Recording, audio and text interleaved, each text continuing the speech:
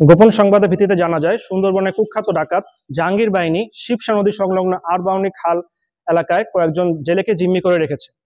প্রাপ্ত তথ্যের ভিত্তিতে আজ ৩ অক্টোবর ২০২৫ তারিখ শুক্রবার ভোর ৫টায় কোস্টগার্ড বেস মংলা ও আউটপোস্ট নলিয়ান কর্তৃক উক্ত এলাকায় একটি বিশেষ অভিযান পরিচালনা করা হয়।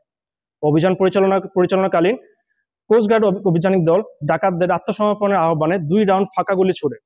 পরবর্তীতে ডাকাতরা বোট ও জিম্মিদের রেখে বনের ভিতর পালিয়ে যায়। আভিযানিক দল ডাকাতদের বোট তল্লাশি করে একটি একনলা বন্দুক, ২টি এয়ার গান এবং ৩ রাউন্ড তাজা কার্তুজ জব্দ করে। এ সময় জিম্মি থাকা ৪ জন জেলেকে উদ্ধার করা হয়।